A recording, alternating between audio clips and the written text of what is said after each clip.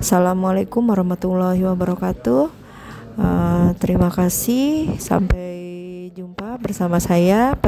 Perkenalkan, nama saya Neni Junayani. Saya dari SMA N 8 Kota Tangerang Selatan. Saya ingin memberikan presentasi dalam menyebarkan pemahaman Merdeka Belajar. Yang pertama adalah topik Merdeka Belajar, yaitu tentang pemahaman gagasan dan prinsip pendidikan berdasarkan pemikiran Ki Hajar Dewantara. Kemudian yang kedua, pemahaman untuk memfasilitasi murid agar tumbuh sesuai kodratnya.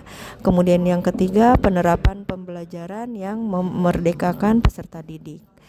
Nah, ini dia menurut Ki Hajar Dewantara bahwa pendidikan itu adalah menuntun segala kekuatan kodrat yang ada pada anak-anak agar mereka dapat mencapai keselamatan dan kebahagiaan yang setinggi-tingginya, baik sebagai manusia maupun sebagai anggota masyarakat. Kemudian di sini ada 5 modul Merdeka Belajar. Yang pertama adalah mengenali dan memahami diri sebagai pendidik. Kemudian yang kedua yaitu mendidik dan mengajar. Kemudian yang ketiga mendampingi murid dengan utuh dan menyeluruh. Lalu yang keempat mendidik dan melatih kecerdasan budi pekerti. Yang terakhir yaitu yang kelima pendidikan yang mengantarkan keselamatan dan kebahagiaan. Nah, kemudian selanjutnya mengenali dan memahami diri sebagai pendidik. Nah, kita sebagai pendidik tentu sudah seharusnya mampu mengenali karakteristik dan kebutuhan murid. Akan tetapi, hal yang paling mendasar juga harus dimulai dari diri sendiri, yaitu mengenali kekuatan dan kelemahan diri. Kemudian, mendidik dan mengajar. Nah, pendidikan sebagai tuntutan yaitu tuntutan dalam hidup tumbuhnya murid. Di sini menurut Ki Hajar Dewantara, mendidik itu adalah menentukan segala kodrat yang ada pada murid agar mereka dapat mencapai keselamatan dan kebahagiaan yang setinggi-tingginya, baik itu sebagai manusia maupun sebagai anggota masyarakat. Kemudian selanjutnya yaitu mendampingi murid dengan utuh dan menyeluruh. Nah, pendidikan bergerak dinamis menyesuaikan keadaan yang terus bergerak begitu cepat. Setiap murid dilahirkan dengan kodrat alam yang berbeda-beda. Nah, kita tidak bisa mencegah perubahan zaman sehingga cara murid dan mengajar guru harus sesuai dengan perkembangan zaman. Kemudian yang selanjutnya, guru dapat merancang pembelajaran yang berkelanjutan, terbuka dan berdasarkan budaya atau disebut dengan asas trikon.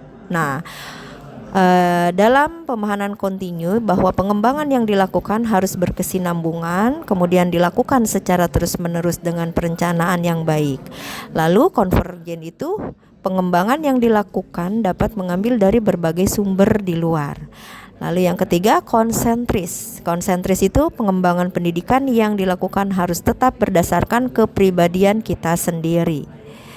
Nah, selanjutnya mendidik dan melatih kecerdasan budi pekerti. Di dalam mendidik dan melatih kecerdasan budi pekerti, yang pertama itu budi pekerti itu merupakan perpaduan cipta, rasa, dan karsa.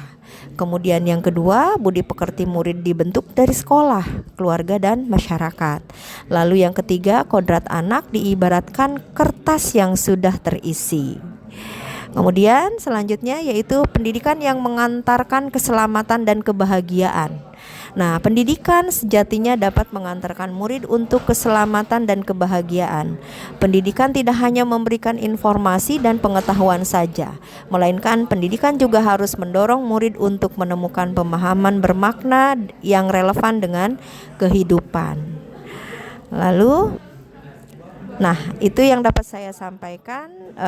Terima kasih atas partisipasinya. Terima kasih sudah